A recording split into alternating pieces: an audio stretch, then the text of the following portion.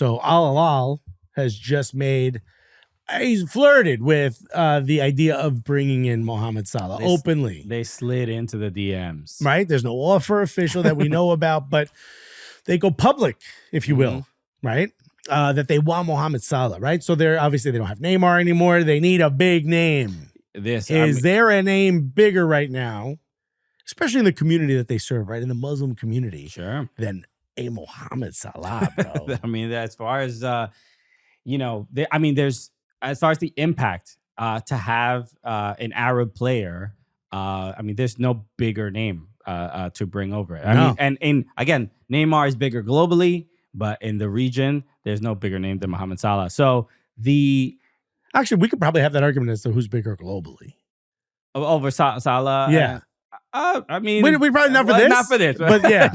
But that's interesting that you said. I've never really thought about that. Yeah. But this would be almost, and I know he's from Egypt and not from Saudi, but this would feel almost like a regional homecoming, 100%. So this is something where, look, we know Mohamed Salah has not agreed to a deal yet with Liverpool. And he's been super public about wanting to stay there.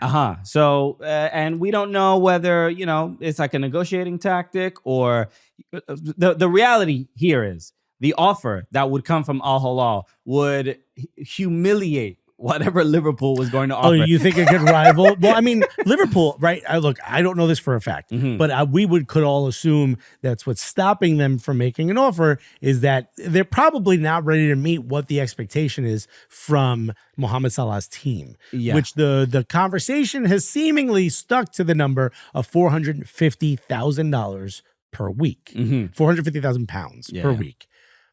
Al Hilal's like, bruh, we're gonna blow past that number with our initial offer. Yeah, it is with the contracts that they've been offering players that couldn't even tie Mohamed Salah's boots. Yeah. What they would offer him would be astronomical. If Hendo getting big money, you gonna get the biggest. And there is for someone. Look, I'm not Muslim, so I don't know what this feels like, but there is this thing where it feels like Muslim culture feels like it has to defend itself in other countries when they play in other leagues, right? They don't drink alcohol. They don't want to have, things that like lending sponsorships on their shirt, things that go against their religion, gambling, not just gambling, but like arrears is illegal in Muslim culture. Okay. So you can't really have like those payday loan stuff. I remember, was it Demba Ba didn't want to wear Wonga on his shirt when it was Newcastle, and there was all these conversations going back and forth about like, oh, you're in our country, do it our way. And I can understand that kind of point of view to a degree, right? I don't want to get this. I'm not talking about this from a political sense. I'm simply talking about like, well, what's wrong with that? Not understanding. You go somewhere where the alcohol being sprayed at the end of a game, that's not happening. The understanding that maybe you want to pray 5 times a day. Those types of things are not something that you have to convince your club is important to you. And a lot of clubs are very forthcoming and make those adjustments. So I'm not saying this is against any culture or whatever, but suddenly you don't have to explain your culture anymore. Your culture is now what you're living in. It's very simple. It's like, I go to a lot of bodegas and I'm like, yo, let me get a bacon, egg, and cheese. And I'm like, oh, this is halal bacon. It's beef bacon. I'm like, can I get one Dominican to make me a regular bacon? Like that little bit of like, oh, I don't have to figure out my culture.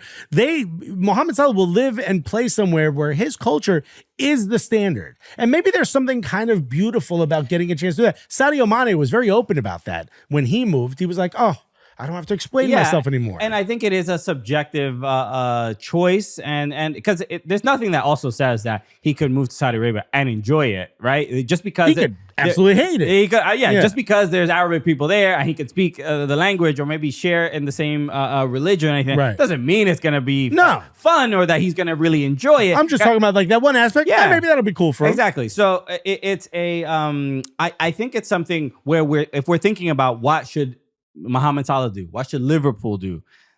For Mohamed Salah, you have to consider the exorbitant, not that he even needs any more money, but the exorbitant amount of money that he could get with also no income tax in Saudi Arabia is... If you play there for 2 years.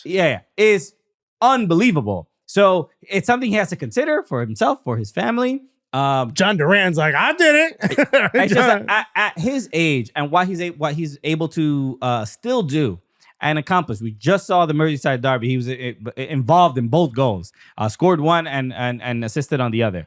It's something as a fan. Look, and I'm an Everton fan. Are you saying that he becomes irrelevant if he goes to Al-Hilal? 100%.